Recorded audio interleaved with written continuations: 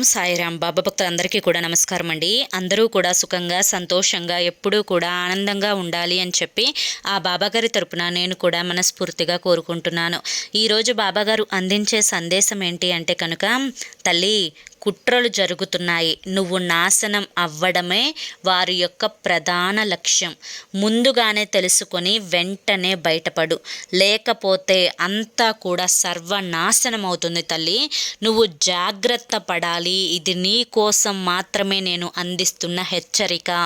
ఈ హెచ్చరికను నిర్లక్ష్యం చేస్తే కష్టాలలో పడిపోతావమ్మా అని చెప్పి ఏదో తెలియని సందేశంతో ఈరోజు బాబాగారు మన ముందుకు వచ్చారండి.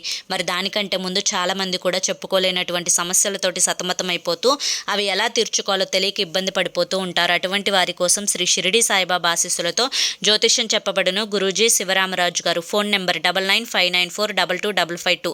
మీరు ఇప్పటి వరకు ఎన్నో చోట్ల జ్యోతిష్యం చెప్పించుకొని మీరు ఆశించిన మార్పులు మీ జీవితాలలో జరగలేదని చెప్పి బాధపడి ఉంటారు. కానీ ఇక్కడ అస్సలు అలా జరగదండి. మీ సమస్యలు ఏవైతే ఉన్నాయో, ప్రేమ, పెళ్లి, ఉద్యోగం, రాజకీయం, సంతానం లేక ఇబ్బంది పడుతున్న, భార్యాభర్తల మధ్య గొడవలున్నా, అప్పుల సమస్యలున్నా, శత్రువుల సమస్యలున్నా, అవేంటో మీరు గురువు గారికి వివరించి చెప్పినట్లయితే వాటికి తగిన పూజలు చేసి గురువుగారు మీకు రోజులలోనే పరిష్కారాన్ని చూపిస్తారు. గురువుగారు చెప్పినట్లు 100కి 100% జరుగుతుంది. నమ్మకంతో స్క్రీన్ మీద కనిపిస్తున్న నెంబర్కి కాంటాక్ట్ అవ్వండి. అంతేకాకుండా భార్యాభర్తల మధ్య వశీకరణ, స్త్రీ మరియు పురుషుల మధ్య వశీకరణ కూడా 100% జరపబడును. మాకున్నటువంటి ఎన్నో రకాలైన సమస్యలు కూడా గురువుగారు చేసిన పూజల వల్ల ఆ సమస్యలన్నీ తీరి ఈ రోజున మేము ఆనందంగా ఉంటున్నాము. మీరు కూడా వెంటనే కాంటాక్ట్ అవ్వండి. ఇక బాబాగారి యొక్క సందేశం విషయానికి వస్తే కనుక, తల్లి కుట్రలు జరుగుతూ ఉన్నప్పటికీ కూడాను ఎవరు కుట్రలు ఎవరి మీద జరుగుతూ ఉన్నాయి, అసలు జీవితంలో నీకు ఇప్పుడు ప్రస్తుతం ఏం జరుగుతుంది, అసలు ఎవరు నీ యొక్క నాశనానికి పతనానికి చాలా ఎదురు చూస్తూ ఉన్నారు, అంతేకాకుండా నువ్వు సర్వనాశనం అవ్వాలి అని చెప్పి వెనకమాల గోతులు తవ్వుతూ ఆ గోతిలో నిన్ను పడవేయాలి అని చెప్పి 1000 కళ్ళతో ఎవరైతే ఎదురు చూస్తున్నారో ఇవన్నీ కూడా నువ్వు ఈరోజే ఈ క్షణమే నువ్వు తెలుసుకొని తీరాలి. ఎందుకంటే ఈ యొక్క జీవితం అనేది చాలా చిన్నది. ఈ భూమి మీదకు వచ్చేటప్పుడు ఎవ్వరూ కూడా ఏది తీసుకొని రారు, అలాగే వెళ్ళేటప్పుడు కూడా ఎవ్వరూ కూడా ఏది తీసుకొని వెళ్ళరు. ఈ మధ్యలో ఆడే ఈ యొక్క జీవితం అనే నాటకంలో ఎంతోమంది మంచి వాళ్ళు ఉంటారు, ఎంతోమంది చెడ్డవాళ్ళు ఉంటారు. కొంతమంది మంచిగా ఉండి చెడుగా మారిపోయిన వారు ఉంటారు, కొంతమంది చెడుగా ఉండి మంచిగా మారిన వారు ఉంటారు. కొంతమంది మంచి వాళ్ళని చెడ్డవారు నాశనం చేయాలి అని చెప్పి చూస్తారు, అంటే మంచి వారిని చెడ్డవారు నాశనం చేయాలి అని చెప్పి చూస్తారు. కొంతమంది రక్త సంబంధికులే, తోబుట్టువులే, అయిన బంధువులే, కనీసం తల్లిదండ్రులు కూడా బిడ్డల యొక్క ఎదుగుదలని చూడలేక ఓర్వలేక వారి యొక్క పతనానికి కూర్చొని ఎదురు చూసేవారు చాలామంది కూడా ఈ యొక్క ప్రపంచంలో ఈ భూమి మీద నివసిస్తూ ఉన్నారు. వీరి యొక్క లక్ష్యం ఏంటి అంటే కనుక, కడుపున 2 బిడ్డలు పుడితే ఒక బిడ్డ మంచిగా ఉండాలి, మరొక బిడ్డ నాశనం అవ్వాలి. ఒక బిడ్డ తన యొక్క ఫ్యామిలీతో, అంటే తన యొక్క కుటుంబంతో, తన యొక్క పిల్లా పాపలతో తను ఆనందంగా ఎప్పుడూ కూడా సంతోషంగా ఉండాలి. మరొకరు కాస్త ఎదుగుతున్నారు, కాస్త డబ్బును సంపాదిస్తున్నారు, కాస్త నలుగురిలో మంచి పేరు తెచ్చుకుంటున్నారు, కొంచెం ఏదైనా ఒక పొలమో భూమో కొన్నారు అంటే వీరి కళ్ళల్లో నిప్పులు పోసుకుంటూ ఉంటారు. తల్లి, అందరి గురించి నేను చెప్పడం లేదు. ఎవరైతే చెడ్డవారు ఉంటారో కేవలం వారికి మాత్రమే వివర్తిస్తాయి. ఎవరైతే వారి కారణంగా బాధింపబడుతున్నారో కేవలం వారికి మాత్రమే ఈ మాటలు చెందుతాయి.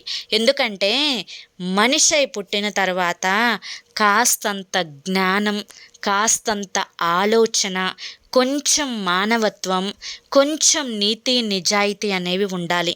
ఎందుకంటే ఈ యొక్క ఎవరు ఒకరి నాశనానికి కోరుకుంటారో, ఎవరు ఒకరు పతనం అవ్వాలి అని చెప్పి కోరుకుంటారో వారి యొక్క ఆలోచనలన్నీ కూడా నెగిటివ్గానే ఉంటాయి. వారు వీరిని ఎలా తొక్కాలి అని చెప్పి, ఒకరిని ఎలా పైకి తీసుకురావాలి అని చెప్పి, నిజానికి ఈ మాట వాడకూడనిదైనా కూడా ఇక్కడ నేను వాడవలసి వస్తుంది. ఎందుకంటే ఒక కంట్లో బెల్లం, ఒక కంట్లో సున్నం పెట్టుకొని ఎంతోమంది తల్లిదండ్రులు బిడ్డల్ని కూడా కడుపున పుట్టి 10 నెలలు మోసి కని పెంచిన పిల్లల్ని కూడా ఇవాల్ట రోజున పరాయి వాళ్ళలాగా చూస్తున్నారు.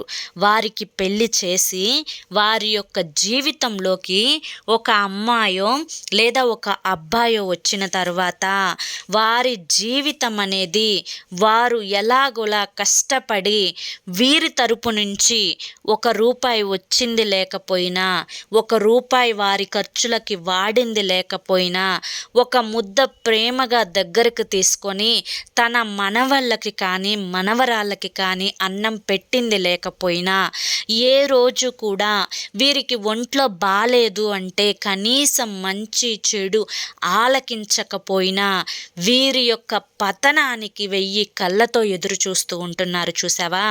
అది ఇక్కడ చాలా చాలా ఆలోచించాల్సిన విషయం, చాలా చాలా బాధాకరమైన విషయం. బిడ్డ, ఇదే సమాజంలో 100లో 30-40% మందికి జరుగుతూ ఉంది. కారణం ఏంటో అది వారికే తెలియాలి. ఎందుకంటే కొంతమంది 2 బిడ్డలు కడుపున పుడితే 2 బిడ్డలలో కొంతమంది అంటే ఒక బిడ్డకి బాగా మంచిగా మాట్లాడటం వస్తుంది, ఒకరిని మాయ చేయడం తెలుస్తుంది, ఒకరిని ఏదైనా కానీ తన మాటలతోటి ఆకట్టుకునే అంత సామర్థ్యం అనేది వారికి వస్తుంది. కానీ మరికొంతమంది పిల్లలకి అమాయకులుగా ఉంటారు. వారికి ప్రేమను వ్యక్తపరచడం తెలియదు, ప్రేమను చూపించడం తెలియదు, నలుగురిలో ఒకరిని ఆకట్టుకునేటట్లుగా మాట్లాడటం వారికి తెలియదు. అలా తెలియలేదు అని చెప్పి వారికి కనిపెంచిన వారికే తమ యొక్క బిడ్డల గురించి పూర్తిగా తెలియక, లేకపోతే తెలిసినా వారి మీద కాస్తంత నిర్లక్ష్యం, కాస్తంత చిన్నచూపు, కాస్తంత శత్రుత్వం. ఎందుకో మరి ఇలా ఎందుకు జరుగుతుందో మరి నిజంగా ఎవ్వరికి అంతు పట్టని విషయం.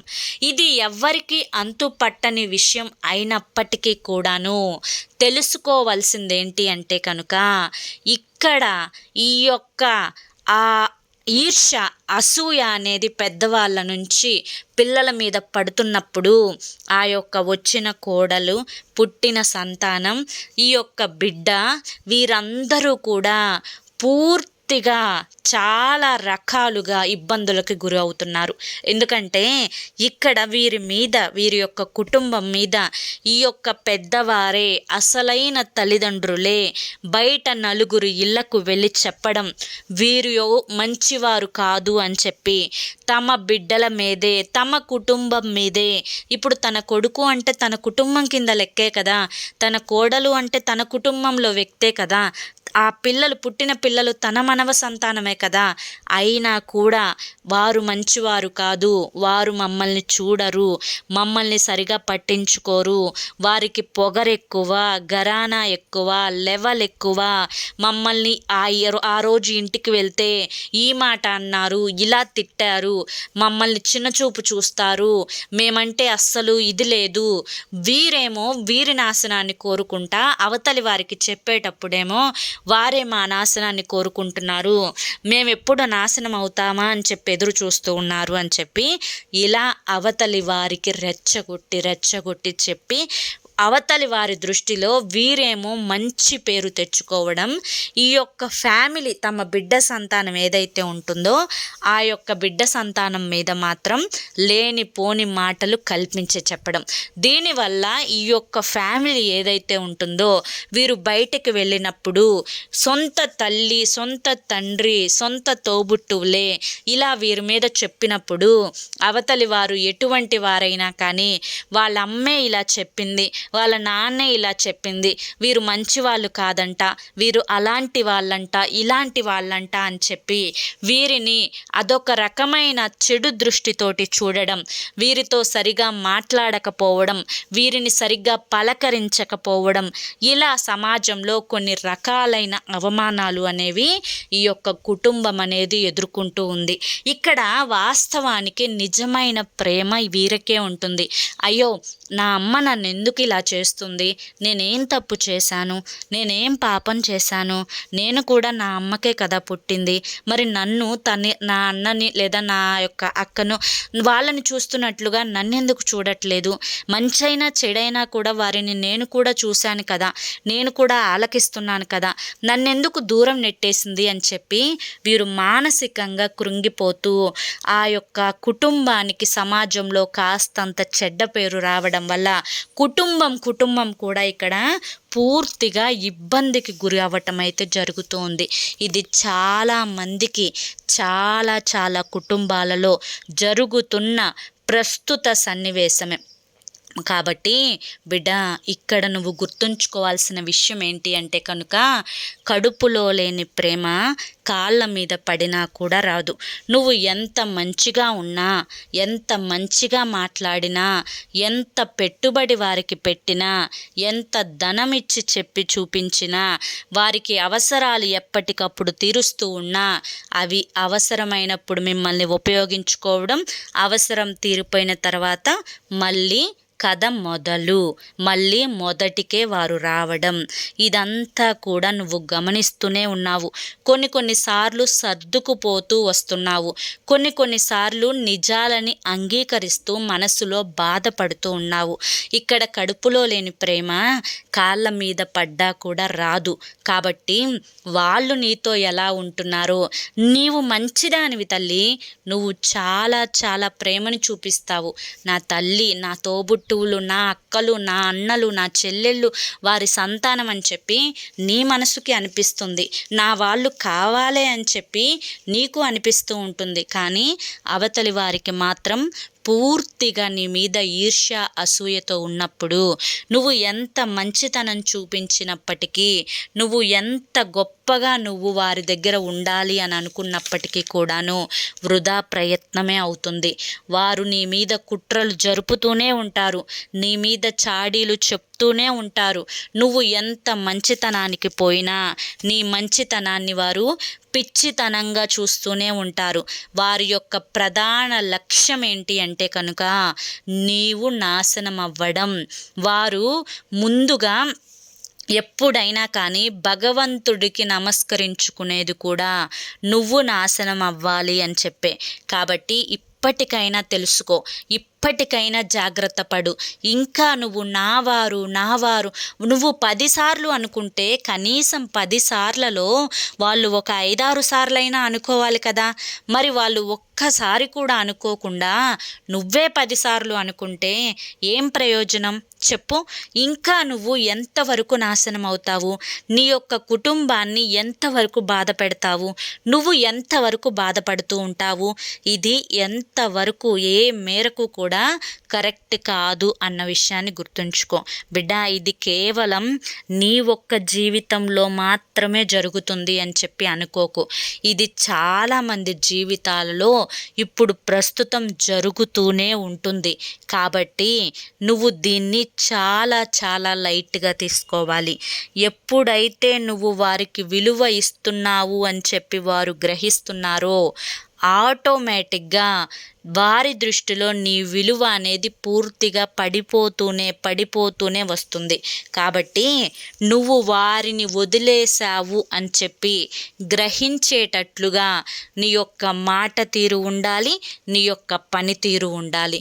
వారు నీ అవసరం ఏది తీర్చకుండా కేవలం నీ అవసరాలకు మాత్రమే వాడుకున్నట్లుగా నీకు అనిపిస్తే కచ్చిగా నేను చెయ్యను అని చెప్పి నువ్వు చెప్పేసేయాలి.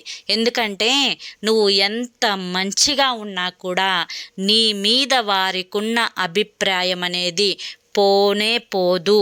ఎదుటి వారికి నీ మీద చెప్పే మాటలు అనేవి, చాడీలు అనేవి, చెడ్డ మాటలు అనేవి, ఉన్నవి లేనివి కల్పించుకొని చెప్పి చెప్పి చెప్పి ఆ చెప్పే బుద్ధి అనేది వారికి మారనే మారదు. వారు మీ యొక్క బాగును కోరుకోవడం అనేది ఈ జన్మలో జరగనే జరగదు.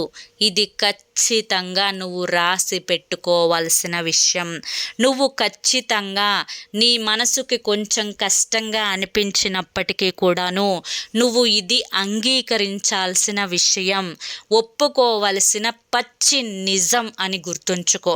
కాబట్టి ఇక నుంచి నీ జీవితంలో కూడా వారి యొక్క స్థానాన్ని అనేది నువ్వు పూర్తిగా తీసివేసుకొని నీ యొక్క జీవితం మీద నువ్వు శ్రద్ధ పెట్టుకొని వారికి చెప్పు దెబ్బ కొట్టినట్లుగా అంతకు అంత నువ్వు ఎదుగుతూనే వెళ్ళాలి. వారు ఎవరైతే నీ యొక్క నాశనాన్ని కోరుకుంటూ ఉన్నారో వారి యొక్క ముందు, వారి కళ్ళ ముందే నీ యొక్క జీవితం అంచెలంచెలుగా గొప్పగా డబ్బు సంపాదించుకుంటూ ఎక్కడికక్కడ తగ్గకుండా నువ్వు పోటీగా గెలుస్తూనే రావాలి. తల్లి, ఇక్కడ తల్లిని చూడటం, తండ్రిని చూడడం తప్పు అన్న ఉద్దేశంతో నేను చెప్పడం లేదు. తల్లిదండ్రులు ఎటువంటి వారైనా కానీ వారు మనకి దైవంతో సమానం.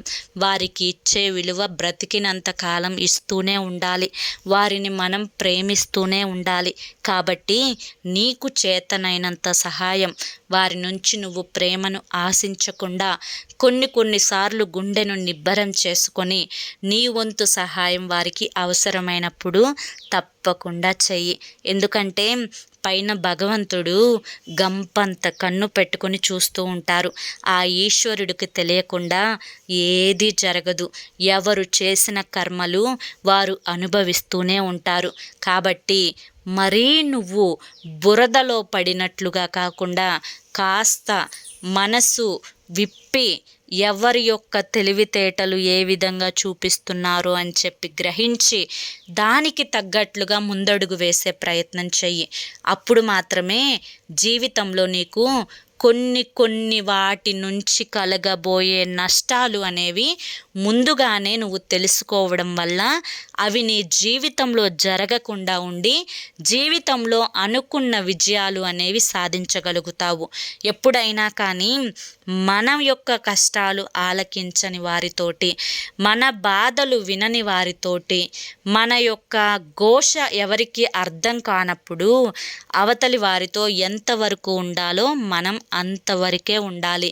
అదే మన విలువని మనం కాపాడుకున్నట్లు అవుతుంది.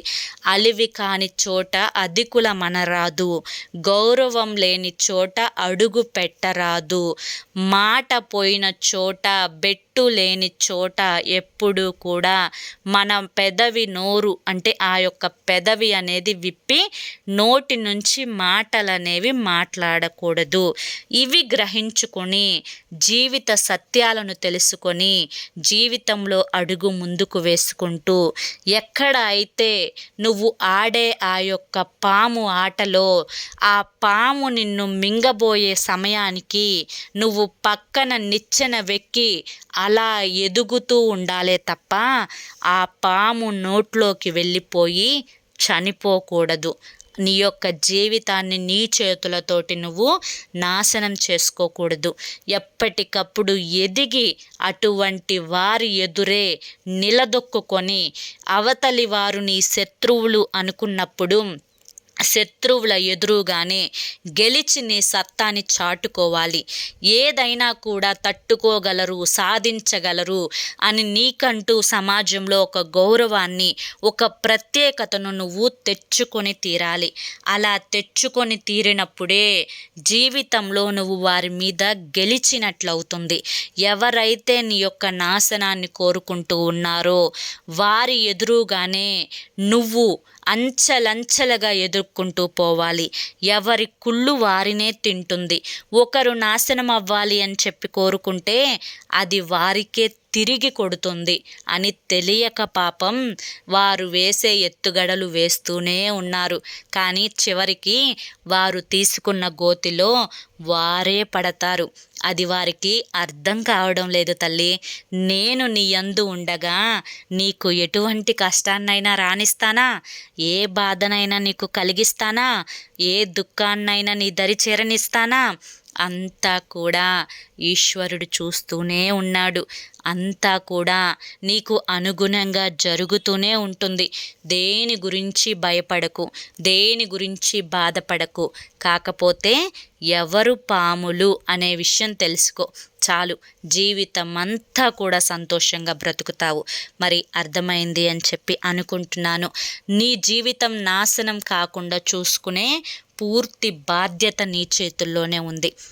దానికి సపోర్ట్గా ఈ బాబా ఎప్పుడు ఉంటారు అని చెప్పి తెలుసుకో అని ఈరోజు బాబాగారు మనకి చాలా చక్కటి సందేశాన్ని అందించారండి. మరి ఈ సందేశంలో ఎంతో గొప్ప ఆంతర్యం ఉంది. అది మీ అందరికీ కూడా నచ్చింది, అర్థమైంది అని చెప్పి అనుకుంటున్నాను. మరి నచ్చింది, అర్థమైంది అని చెప్పి అనిపిస్తే ఈ వీడియోకి ఒక లైక్ ఇవ్వడం మాత్రం అస్సలు మర్చిపోకండి. లైక్ ఇచ్చిన వెంటనే హైప్ వస్తుంది. హైప్ ఇచ్చి కింద పాయింట్స్ మీద క్లిక్ చేస్తే ఈ వీడియోకి కొన్ని పాయింట్స్ అనేవి యాడ్ అవుతాయి. దాని ద్వారా మరి కొంతమంది బాబా భక్తులకు వీడియో అనేది రీచ్ అవుతుంది. మొదటిసారి మన సాయి పిలుపు ఛానల్లోకి వచ్చినట్లయితే మన ఛానల్ని సబ్స్క్రైబ్ చేసుకుని సపోర్ట్ చేయండి. రేపు మరొక మంచి వీడియోతోటి మళ్ళీ కలుసుకుందాం.